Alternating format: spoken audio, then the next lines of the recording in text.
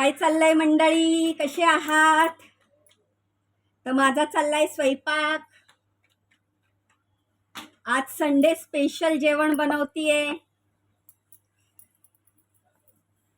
तुम्ही म्हणता ना नॉनव्हेज बनवते का नाही रीमा, नॉनव्हेजचे व्हिडिओ नसतात.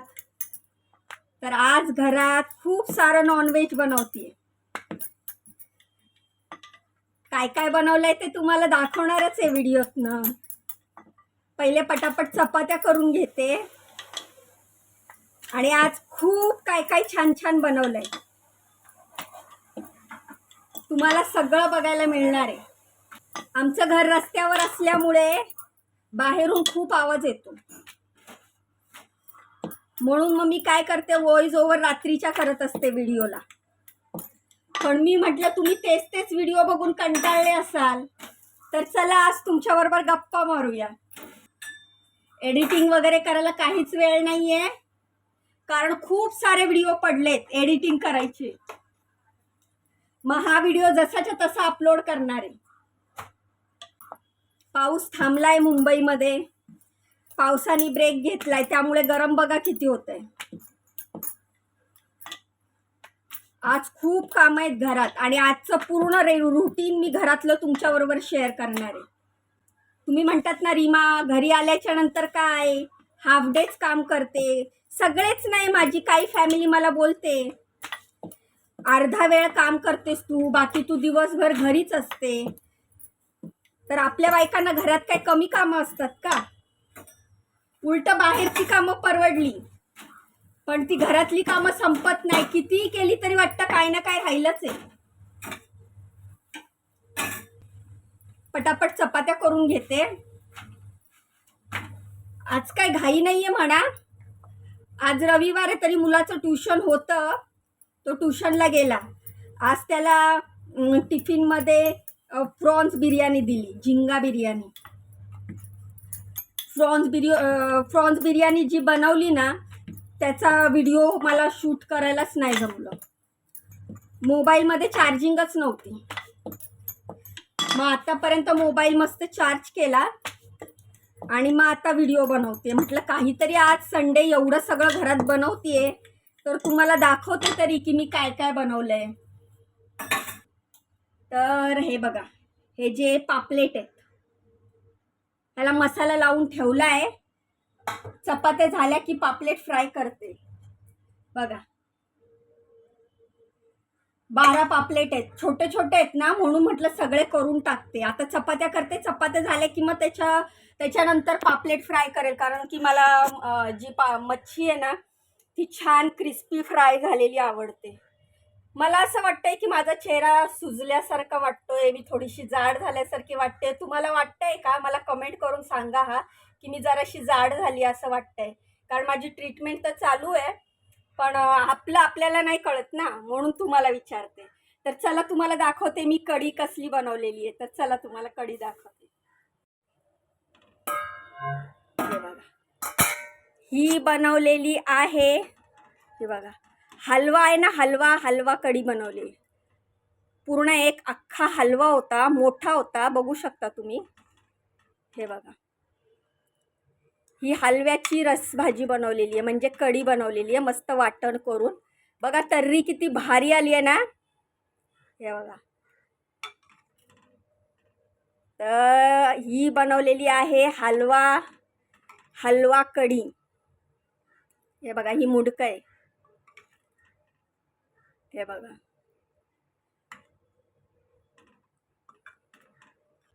तर ही आहे हलवा कढी. आणि फ्राय करणार आहे, पापलेट फ्राय करणार आहे. आणि ह्या चपात्या बघा, चपात्या करते अजून मी. तुम्हाला मी हलव्याची कढी दाखवली, आता बिर्याणी दाखवते. हे बघा, ही आहे प्रॉन्स बिर्याणी, म्हणजे झिंगा बिर्याणी. हे बघा, मोठे मोठे प्रॉन्स होते बघा. तर आज मस्त असा सी फूड मेनू आहे. तर मस्त प्रॉन्स बिर्याणी मुलांसाठी बनवली, कारण मुलं मच्छीमध्ये फक्त झिंगा म्हणजे प्रॉन्स खातात. किती मोकळी झाली. आणि मी कुकरमध्ये केली आहे. ही बघा, हा 5 लिटरचा कुकर आहे. कुकर भरून बिर्याणी बनवलेली आहे. उलट ही अजून जास्त होती. मुलाला टिफिन मध्ये हीच दिली आहे झिंगा बिर्याणी. मग आम्ही आमच्यासाठी बाकी पापलेट आणि हलवा मासा बनवला, मुलासाठी प्रॉन्स बिर्याणी, एवढा मोठा कुकर भरून बिर्याणी बनवली. झिंगा बिर्याणी बनवलेली आहे मस्तपैकी. किती मोठा हलवा आहे बघा. हे हलव्याचं कालवण बनवलंय, मस्त तर्री आलेली आहे. आता या चपात्या करते. हे बघा, ह्याला आहे ना आता मस्तपैकी रवा आणि तांदळाचं पीठ लावून आहे ना मस्त फ्राय करणार आहे मी. आज पूर्णपैकी मस्तपैकी सी फूड बनवते मी घरात. आम्हाला सी फूड खूप आवडतं. म्हणजे आम्हाला दोघांना, नवरा बायकोला आहे ना, फिश, मच्छी, प्रॉन्स खूप आवडतं. मुलांना चिकन आवडतं. मुलं फक्त प्रॉन्सच खातात. भूक लागली की मग कंट्रोल नाही होत. आणि मुलं किती मोठे झाले तरी भूक लागल्यावर मम्मी जवळच येतात. बघा गरम किती होते, जरा पंखा लावते. एवढं गरम होत होतं, पटापट चपात्या करून घेतल्या. कधी एकदाच्या चपात्या होतात असं झालेलं. आणि शेवटी त्याच तव्यावर पटकन पापलेट फ्राय करून घेतली. नवरा बोलला नको लावू रवा, नको लावू तांदळाचं पीठ, एवढा सगळा मच्छीचा स्वयंपाक आहे, तू पटकन आशेच पापलेटा तळून घे. बघा मग मी काय केलं, तरी पण नवऱ्याचं ना ऐकता नुसता रवा लावून घेतला. म्हटलं ठीक आहे रवा तरी लावते. रवा लावला आणि मस्त अशा फ्राय करून घेतल्या. तुम्हाला दाखवते. हा बघा किती छान अशा पापलेटा फ्राय करून घेतलेल्या आहेत. हे बघा, रवा लावलाय आणि मसाले लावले, थोडंसं कोकमाचं आगळ लावले आणि हे मस्तपैकी पापलेटा फ्राय करते. काहीच नाही आपलं, लाल मसाला, मालवणी मसाला, घाटी मसाला, हळद, धणा पावडर लावली आहे, थोडंसं कोकमाचं आगळ लावलंय. गटारी व्हायच्या आधीच आम्ही गटारी साजरी केली. आता तुम्ही म्हणाल की रीमा गटारी, कारण गटारी म्हणजे आम्ही गटारीच्या दिवशी नॉनव्हेज नाही खात, कारण त्या दिवशी दिव्याची अमावस्या असते. त्या दिवशी आम्ही दिव्यांची पूजा करतो. त्यामुळे आम्ही आधीच श्रावण महिना लागायच्या आधीच, म्हणजे 4-5 दिवस आधीच गटारी करून घेतो. तर हे गटारी स्पेशल आहे, जे आम्ही गटारीच्या दिवशी नाही केलं. गटारीच्या 4 दिवस आधीच आम्ही नॉनव्हेज खाऊन घेतलं आणि त्यानंतर घराची आता साफसफाई करायची आहे. तर आज नॉनव्हेज खाऊन झालं की आजचं उरलेलं शिळं उद्या पण खाऊन घ्यायचं आणि मग परवापासून साफसफाई करायला सुरुवात करायची. श्रावण महिन्याची साफसफाई मला माझ्या सासू असल्यापासूनची सवय आहे. प्रत्येक श्रावण महिना लागायच्या आधी, म्हणजे आषाढच्या एंडला आपण पूर्ण घर स्वच्छ करायचं, अंथरुणं पांघरुणं धुवून घ्यायचे, भांडं घासायचं.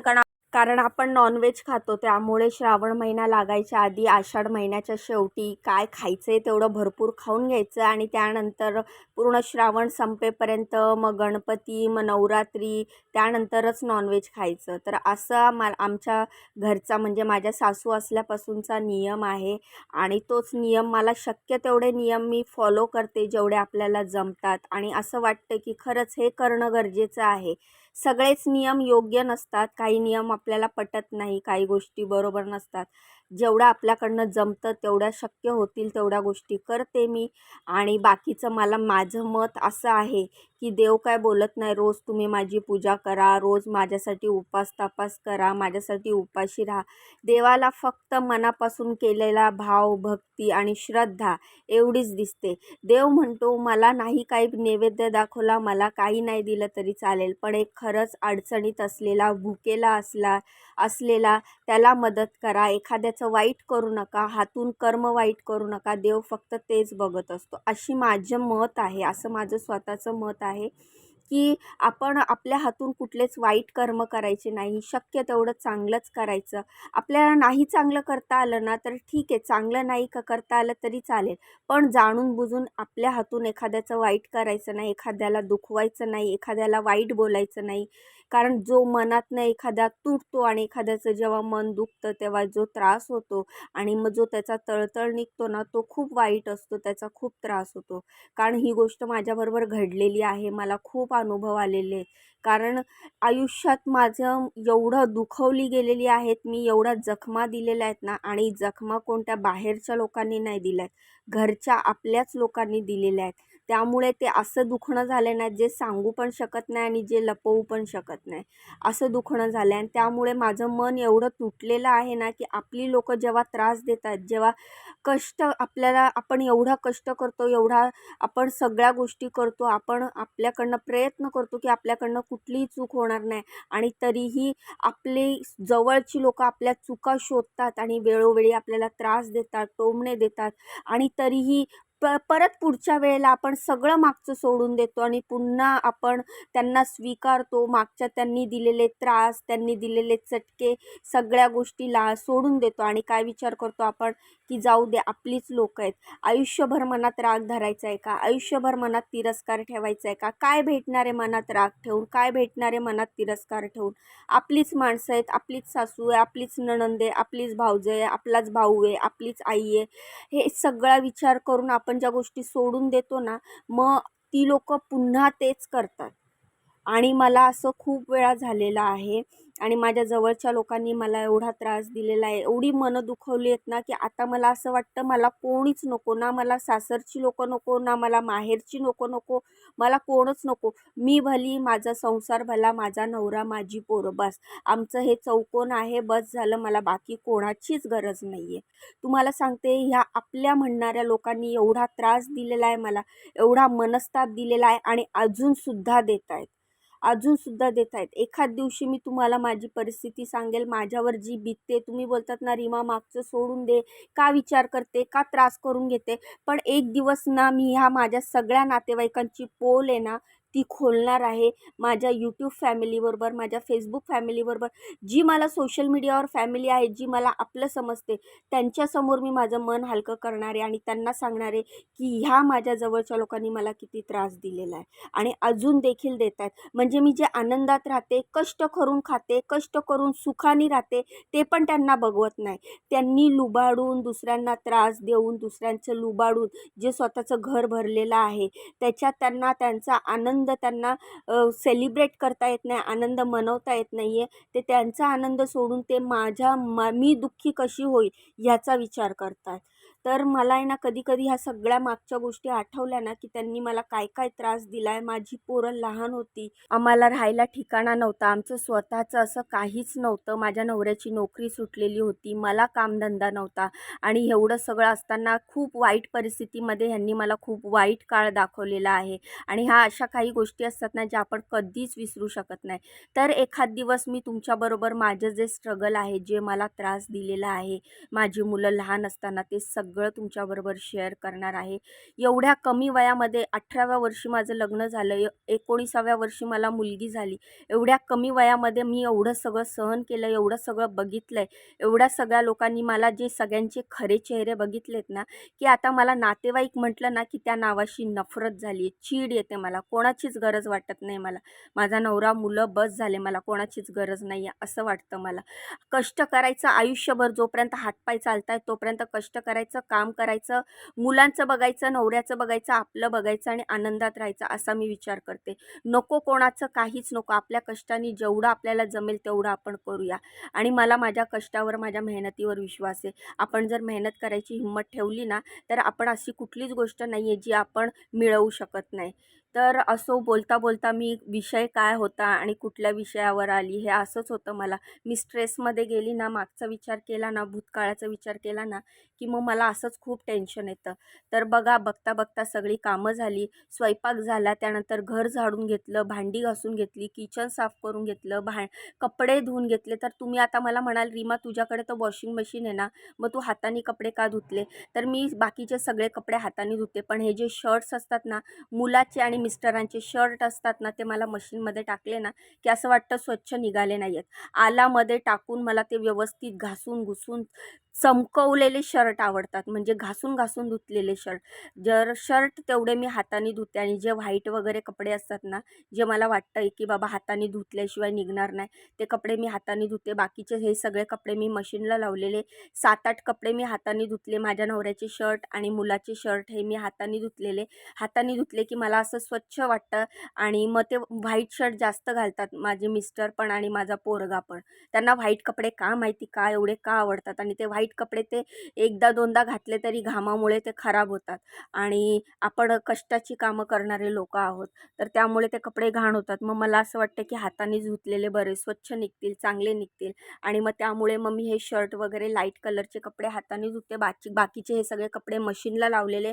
मशीन पण झाली, हाताने कपडे धुवून पण झाले, स्वयंपाक झाला, भांडी झाली, झाडू लादी सगळं झालं. आता बघा मी जेवायला बसणार आहे. तर आता तुम्हाला सांगते मी किती वेळात माझं काम आटोपले, पण एकदम नॉनस्टॉप न बसता मी हे सगळं काम केलेलं आहे. तुम्ही बघू शकता मी अजिबात बसलेली नाही आहे. कामावरनं आल्यावर जशी लागली मी कामाला, तेव्हा कुठे हे माझं 1:30-2:00 काम झालं आणि मग त्यानंतर मी जेवायला बसली. सगळ्यांचं जेवण झालेलं आहे. मुलीचं पण झालं आहे आणि मुलाचं पण झालं आहे. तो मुलगा जेवून डब्बा घेऊन गेला कॉलेजला. मिस्टरांची सेकंड शिफ्ट होती, ते पण जेवण करून ऑफिसला निघून गेले. आता मी जेवण करेल आणि मग आराम करेल, कारण आता जर जेवली असती ना मी तर माझ्याकडनं अजिबात काम झालं नसतं. सकाळपासून काम करत असते ना मी, मग असं वाटतं की जेवण झाल्याच्या नंतर थोडा वेळ आराम करावा. म्हणून मग मी काय करते, सगळी कामं झाल्याच्या नंतर जेवण करते. पटापट सगळे कपडे वाळत घालून घेतले. आता मी जेवायला बसणार आहे. तर आज शेवटचं नॉनव्हेज बनवलेलं आहे, कारण आता आम्ही नॉनव्हेज नाही बनवणार. घर साफसफाई करायला घेणार, श्रावण महिन्याची सफाई करायची आहे. तर हे सगळे कपडे वाळत घालून झाले आणि त्यानंतर मी माझ्यासाठी ताट वाढून घेतलं आणि जेवायला बसली. तर असा होता आजचा हा व्हिडिओ. तुम्हाला माझा व्हिडिओ कसा वाटला कमेंट करून सांगा. व्हिडिओ आवडला असेल तर व्हिडिओला लाईक करा, चॅनलला सबस्क्राईब करा. सबस्क्राईब केल्यानंतर बाजूचं बेल आयकन दाबा, जेणेकरून मी माझ्या चॅनलवर जे जे नवनवीन व्हिडिओ टाकेल त्याचं नोटिफिकेशन तुम्हाला मिळेल आणि एकही व्हिडिओ स्किप होणार नाही. आणि इंस्टाग्राम आणि फेसबुकवर बघत असाल तर चॅनलला फॉलो नक्की करा. Like, share, subscribe, follow free आहे, तर तुमच्या बहिणीला खूप खूप सपोर्ट करा. चला मग उद्या भेटूया नवीन व्हिडिओत. तोपर्यंत बाय आणि श्री स्वामी समर्थ सर्वांना. या जेवायला.